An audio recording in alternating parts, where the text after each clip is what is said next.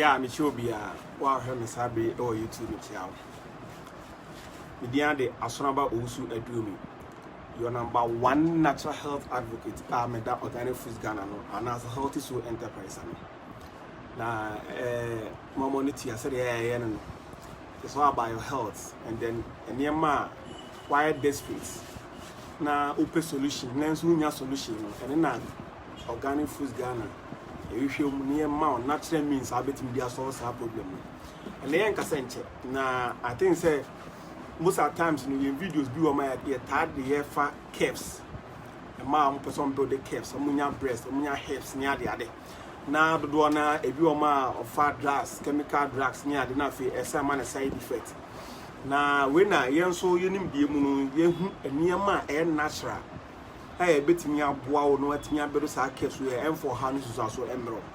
Now, your cassa for never be brave home. Mammy Chimga Cranchero. You got the old body caps and now all hips and now all toa. Nina say a stradia and not a walk or two, and I say a war hips walk and a mouth or bow your bar. Though stradia there, some part of body I know since also a hat. The oil banana and kakra or caps war. Hips and I say, oh, be all move I am not a boy.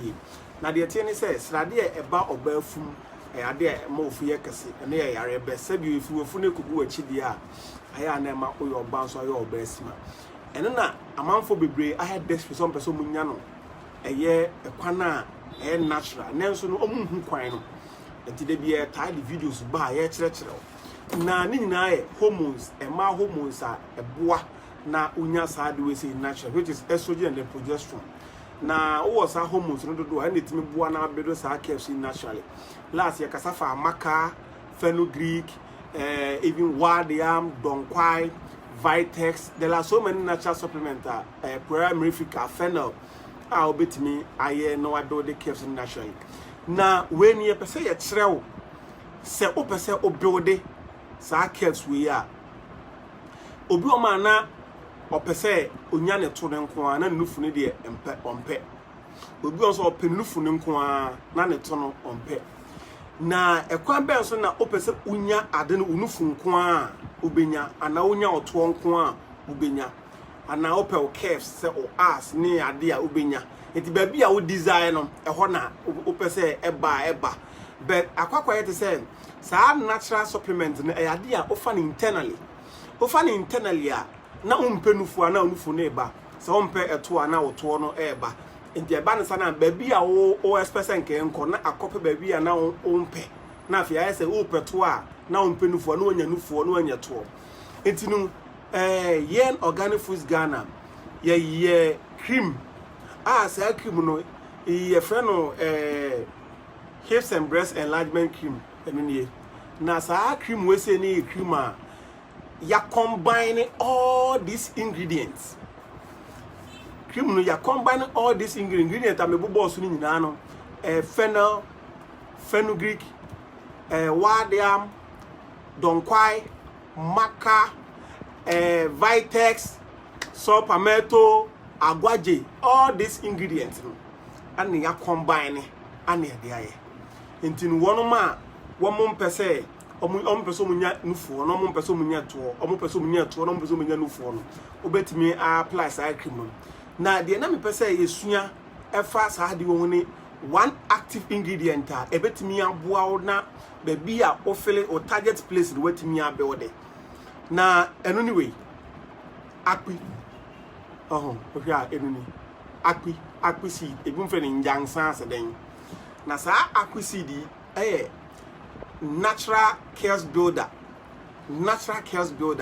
na eni ye nkrim nim etinu ye ne se uyobi a opese unye to uyobi a opese unya efene sen nufuo na nso no open natural na umfa adoni nkoma saa ye nkrim na e contain all the ingredients am ebobo so ni nyina no then you add this cream na e contain all the ingredients am ebobo so no na wa add akwi ne dia ka ho na akwi ne dia ne se ba bi a wo pe no se wo de fra cream we a ebe boa ma ehɔ na be wode di amount cream no natural with natural ingredients and Akpi no so far no ye ni powder and ye hope say ye sound ni seeds na nkasa beba and the upe seed na wa wunim how wa formula nso a obetumi ato seed no eti no cream no and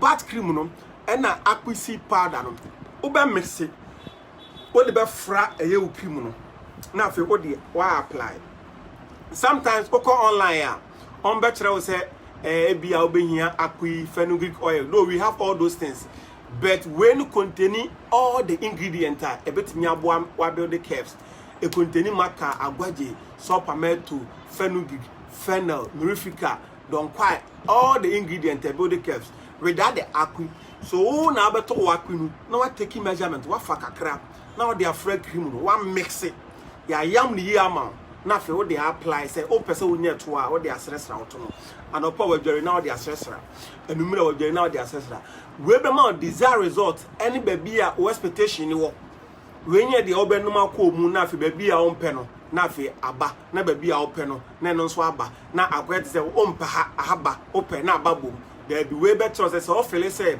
wo pe nufu a nufu no na wo dey sresra so eti yen cream no first ye wo yen double curves a friend saying powder ewo ho and no goes with the cream I no obenom double curves powder no na fe no wo de a friend saying mama me double curves powder no wo the cream no aye den e de aka ho na no yet say de wa wo pe general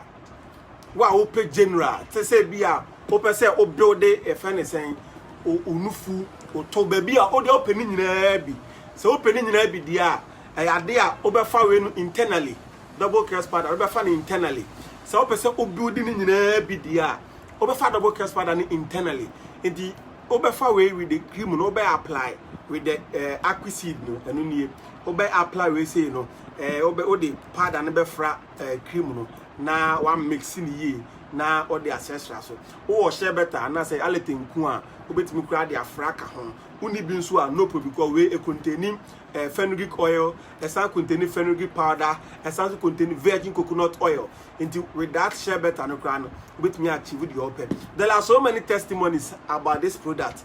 Yeah, product and you can't once a man at the best. The woman, you research about the ingredients in the woman. Now one can so talk now apply right there. Now we use to sell product we are. Unu hoda ne momono se o pese onya to wa pese onya nufo o pese onya to o pese onya herbs curves but as bibia there you go with the double curves powder you know nie with the double curves powder no eno no o de befra wa wunsu na wanom se wa ho at the same time we are now the Njansang no na Akpi seed no powder no o de afra cream no now o de apply into no powder no internally no na fe o apply cream nti wo ma omo pese omo pom ba bi eja ba bi ni de wo behia Akpi powder no ena ni cream no ana bat cream no ena wo ma mo pani nyina no o no benya de obenom akomu onum bi no na o apply bi it wey na information pese de mo bi as one more person build the curves naturally now omo nko use any other chemical supplement and as a chemical drugs there ebe mo implications menstrual disorders nya de ade no and breast cancer near the other go natural no one thing about natural things and say enye duma gidigidi emma na emomu no eye duma so ma won so a permanent and at the same time so and for how any sunsun so bia embro and at the bia make us yen videos aye no say when need yen video no ho a momodi answer subscribe to your YouTube channel no na share yen video na wo subscription no and also motivate na more videos e dey ba videos e be boa no anya ho de be mo ani ache e be boa no boost immune system o be lose weight o pese o lose weight a obenya o pese o gain weight a obenya ye bibia eye friend say organic natural within the asramba osu adum me ana me da organic foods Ghana ano and as a healthy soul enterprise on Facebook we have more than 200,000 followers on Facebook. That's Organic Foods Ghana. When you do video, so more than so subscribe to your channel. And a question be answer. Open so be so bet me so dey at your comment section. And now say number na egu so no. Obet me afre and the end come. Media dey asrama wo su edo me. You are number 1 natural health advocate. The best answer here. Me dey masamba kwa me kan say so aduane esene be for. Na so hwe dey so here. wobɛnya akyɛ. Bye bye.